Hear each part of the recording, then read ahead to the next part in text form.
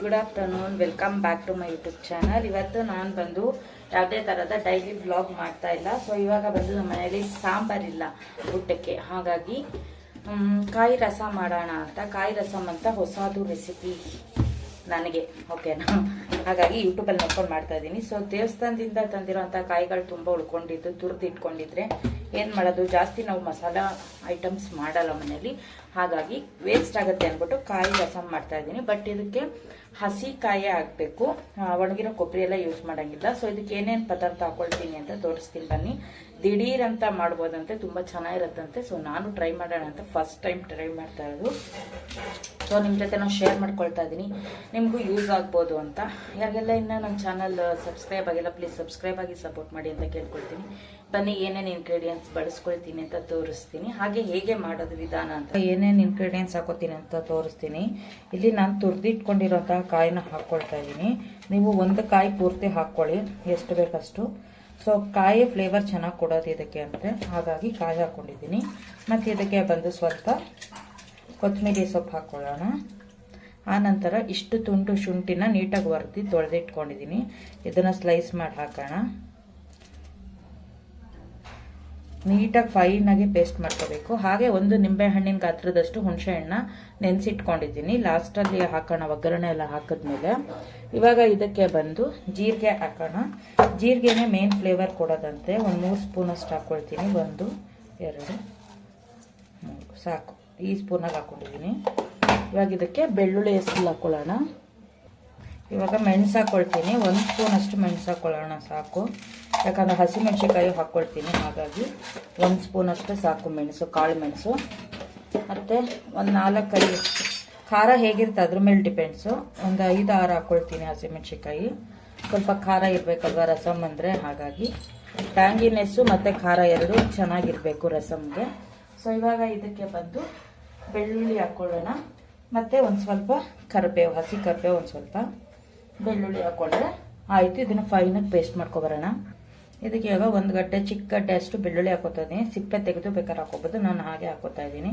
ಇವಾಗ ಇದನ್ನು ಮಿಕ್ಸರ್ ಜಾರ್ಗೆ ಹಾಕಿ ಫೈನಾಗೆ ಪೇಸ್ಟ್ ಮಾಡ್ಕೊಂಬರೋಣ ಬನ್ನಿ.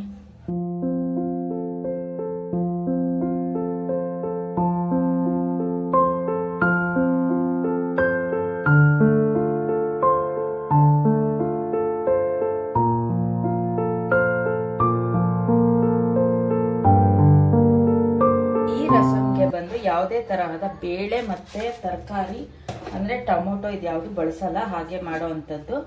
ಸೊ ನೋಡೋಣ, ನಾವು ಮಾಡಿ ಟ್ರೈ ಮಾಡೋಣ ಅಂತ ಅನ್ನಿಸ್ತು.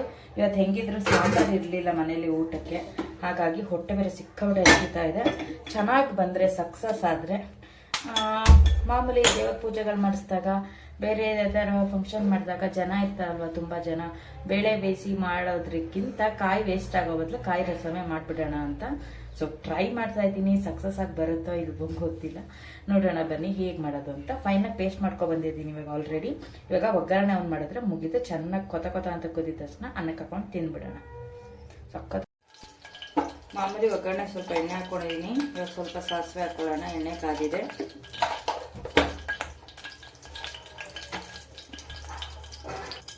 ಇವಾಗ ಒಣಮೆಣ್ಸಿಕಾಯಿ ಅಂದರೆ ಖಾರಕ್ಕೆ ಹಾಕೋ ಮೆಣಸಿನ್ಕಾಯಿ ಹಾಕ್ಕೊಂಡಿದ್ದೀನಿ.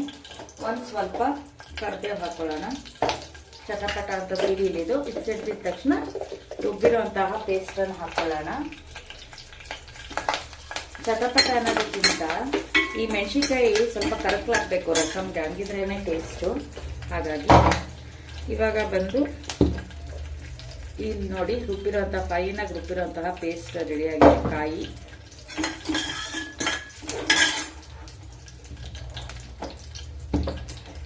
ಇವಾಗ ಬಂದು ಸ್ವಲ್ಪ ಗ್ಯಾಸ್ ಉರಿ ಸಣ್ಣ ಮಾಡ್ಕೊಳ್ಳಿ, ಸಿಡಿಯುತ್ತೆ ಎಣ್ಣೆಗೆ ಹಾಕ್ತಾ ಇರೋದ್ರಿಂದ.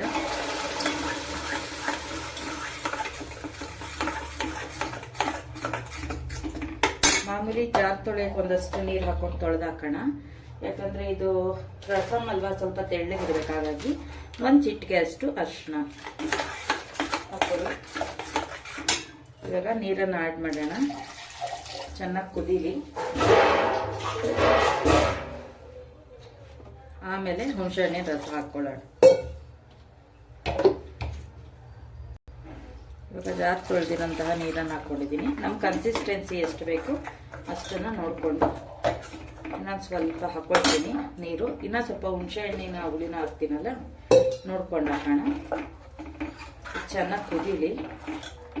ಇವಾಗ ರುಚಿಗೆ ತಕ್ಕಷ್ಟು ಉಪ್ಪನ್ನು ಹಾಕ್ಕೊಳ್ಳಿ. ಪುಡಿ ಉಪ್ಪಾದರೂ ಹಾಕ್ಕೊಳ್ಳಿ, ಕಲ್ಲುಪ್ಪಾದರೂ ಹಾಕ್ಕೊಳ್ಳಿ.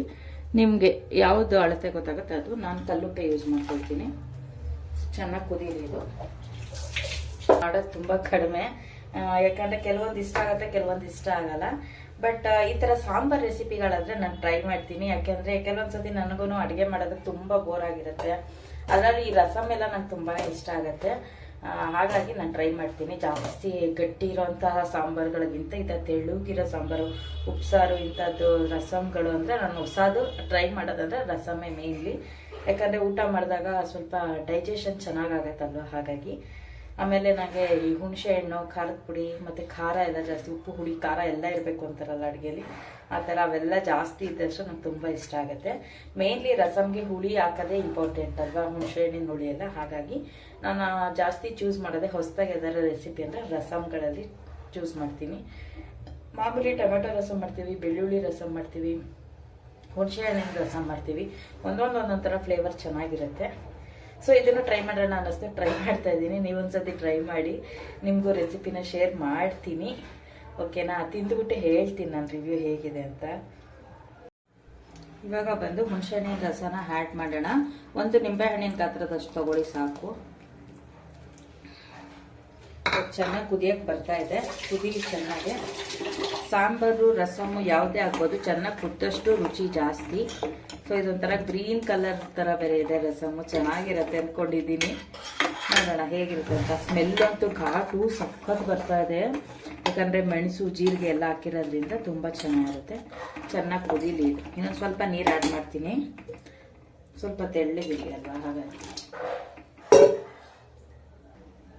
ಸೊ ನೋಡ್ತಾ ಇರ್ಬೋದು ಚೆನ್ನಾಗಿ ರಸಮ್ ಕುದೀತಾ ಇದೆ. ಹಾಗೆ ಮೆಣಸಿನ್ಕಾಯಿ, ಕರಿಬೇವೆಲ್ಲ ಮೇಲೆ ತೇಲಿ ಬರ್ತಾ ಇದೆ. ನಾವು ಚೆನ್ನಾಗಿ ಕುದ್ದಾಗಲೇ ಅದು ಆ ಥರ ಫಿನಿಶಿಂಗ್ ಬರೋದು. ಚೆನ್ನಾಗಿ ಕುದಿಬೇಕು ಸಾಂಬಾರು, ಯಾಕಂದರೆ ಕಾಯಿ ಹಾಕಿರೋದ್ರಿಂದ ಕಾಯಿ ಚೆನ್ನಾಗಿ ಬೇಯಬೇಕು. ಚೆನ್ನಾಗಿ ಬೆಂದಷ್ಟು ಅದು ಟೇಸ್ಟ್ ಕೊಡುತ್ತೆ. ಹಾಗಾಗಿ ಈ ಚಳಿಗಂತೂ, ಬೆಂಗಳೂರು ವೆದರ್ಗಂತೂ ತುಂಬಾ ಒಳ್ಳೇದಿದ್ದು ರಸಮ್. ಯಾಕಂದರೆ ಬೆಳ್ಳುಳ್ಳಿ, ಶುಂಠಿ, ಜೀರಿಗೆ ಜಾಸ್ತಿ ಹಾಕಿದ್ದೀವಿ, ಮತ್ತು ಮೆಣಸು ಹಾಕಿದ್ದೀವಿ. ಹಾಗಾಗಿ ತುಂಬಾ ಚೆನ್ನಾಗಿರುತ್ತೆ. ಯಾವುದೇ ಥರ ಎದೆನೂ ಒತ್ತಲ್ಲ ನಮಗೆ, ಯಾಕೆಂದರೆ ಗ್ಯಾಸ್ಟ್ರಿಕ್ ಆಗಲ್ಲ. ಯಾಕಂದರೆ ಜೀರಿಗೆ ಜಾಸ್ತಿ ಪ್ರಮಾಣದಲ್ಲಿ ಬಳಸಿರೋದ್ರಿಂದ ಇದು ರಸಮ್ ತುಂಬ ಚೆನ್ನಾಗಿರುತ್ತೆ. ಫ್ಲೇವರು ಕೂಡ ಅಷ್ಟೇ ಚೆನ್ನಾಗಿ ಬರ್ತಾ ಇದೆ. ಘಮ ತುಂಬ ಚೆನ್ನಾಗಿ ಘಮ ಅಂತ ಇದೆ. ಸೊ ಫೈನಲಿ ಚೆನ್ನಾಗಿ ಕುದ್ದಿದೆ, ಗೊತ್ತಾಗ್ತಾ ಇದೆ ಆಲ್ರೆಡಿ. ಇಲ್ಲಿ ಮಧ್ಯದಲ್ಲಿ ಕಲರ್ಸ್ ಎಲ್ಲ ಚೇಂಜ್ ಆಗಿದೆ. ಇವಾಗ ಫೈನಲ್ ಆಗಿ ನಾವು ಒಂದು ಸ್ವಲ್ಪ ಕೊತ್ತಂಬರಿ ಸೊಪ್ಪನ್ನು ಆ್ಯಡ್ ಮಾಡೋಣ. ಚೆನ್ನಾಗಿ ಕುದ್ರೆ ಹೇಗೆ ಗೊತ್ತಾಗುತ್ತೆ ಕುದ್ದಿದೆ ಅಂತಂದರೆ, ಜಾಸ್ತಿ ಮೇಲಕ್ಕೆ ಉಕ್ಕಿ ಬರಲ್ಲ, ಹಾಗಾಗಿ ನೀಟಾಗಿ ಗೊತ್ತಾಗುತ್ತೆ. ಇವಾಗ ಉರಿ ಸಣ್ಣ ಮಾಡಿಬಿಟ್ಟು ಕೊತ್ತಂಬರಿ ಸೊಪ್ಪು ಹಾಕ್ತೀನಿ. ಹಬೆ ಕೈಗೆ ತಟ್ಟುತ್ತೆ, ಹಾಗಾಗಿ ಲಾಸ್ಟಲ್ಲಿ ಫೈನಲ್ ಟಚ್ ಕೊತ್ತಂಬರಿ. ರುಬ್ಬಕ್ಕೂ ಹಾಕಿದ್ದೀವಿ. ನೀವೇನೇ ರುಬ್ಬಕ್ಕೆ ಹಾಕಿದ್ರು ರಸಮ್ಗಂತೂ ಕೊತ್ತಂಬರಿ ಸೊಪ್ಪು ಹಾಕಿದ್ರೇ ಅದು ಟೇಸ್ಟ್ ಬರೋದು. ಕೊತ್ತಂಬರಿ ಕಡ್ಡಿ ಇವೆಲ್ಲ ಸಣ್ಣದಾಗಿ ಹೆಚ್ಚಿ ಹಾಕಿದ್ರೆ ತುಂಬಾ ಚೆನ್ನಾಗಿರುತ್ತೆ ಟೇಸ್ಟು. ತಿನ್ನೋದಕ್ಕೂ ಸಕ್ಕದಾಗಿರುತ್ತೆ. ಅದರಲ್ಲೂ ಹಸಿರು ಕಲರ್ ಕಾಣ್ತಾ ಇರ್ಬೋದು ನಿಮಗೆ. ತುಂಬ ಚೆನ್ನಾಗಿ ಬಂದಿದೆ ರಸಮ್ಮು. ಒಂದ್ಸತಿ ನೀಟಾಗಿ ಮಿಕ್ಸ್ ಮಾಡ್ಕೊಳ್ಳೋಣ. ಬನ್ನಿ ಇವಾಗ ಅನ್ನಕ್ಕೆ ಸರ್ವ್ ಮಾಡ್ಕೊಂಡು ತಿನ್ಕೊಳ್ಳೋಣ. ಹಾಗೆ ಸ್ವಲ್ಪ ಟೇಸ್ಟ್ ನೋಡಿ, ರುಚಿ ಕಡಿಮೆ ಇದ್ದರೆ ರುಚಿನ ಆ್ಯಡ್ ಮಾಡ್ಕೊಳ್ಳಿ ಅಷ್ಟೇ. ಹಿಂಗೆಲ್ಲ ಕನ್ಸಿಸ್ಟೆನ್ಸಿ ನೋಡ್ತಾ ಇರ್ಬೋದು. ಒಂದು ಮೀಡಿಯಮ್ ಅಳತೆಯಲ್ಲಿ ಇರಬೇಕು, ಜಾಸ್ತಿ ಟೊಮೆಟೊ ರಸಮ್ ಥರ ತೆಳ್ಳಗಿರಬಾರ್ದು. ನಾವು ಬೇಳೆ ಕಟ್ಟು ಟೊಮೊಟೊ ಹಾಕಿ ಮಾಡಿದ್ರೆ ಹೇಗಿರುತ್ತೆ ರಸಮ್ಮು, ಆ ಕನ್ಸಿಸ್ಟೆನ್ಸಿ ಇರಬೇಕು. ಯಾಕಂದರೆ ಅನ್ನ ಕಲಿಸ್ಕೊಳ್ಳೋದಲ್ವ, ಹಾಗಾಗಿ. ಬನ್ನಿ ಇವಾಗ ಸರ್ವ್ ಮಾಡ್ಬಿಡೋಣ. ಇದು ಆ್ಯಸ್ ಇಟ್ ಈಸ್ ಮಜ್ಜಿಗೆ ಹುಳಿ ಥರನೇ ಟೇಸ್ಟ್ ಇತ್ತು, ಚೆನ್ನಾಗಿತ್ತು. ನೀವೊಂದು ಸತಿ ಟ್ರೈ ಮಾಡಿ. ಇಷ್ಟ ಆದರೆ ಲೈಕ್ ಮಾಡಿ, ಶೇರ್ ಮಾಡಿ, ಸಬ್ಸ್ಕ್ರೈಬ್ ಮಾಡ್ಕೊಳ್ಳಿ. Thank you for watching.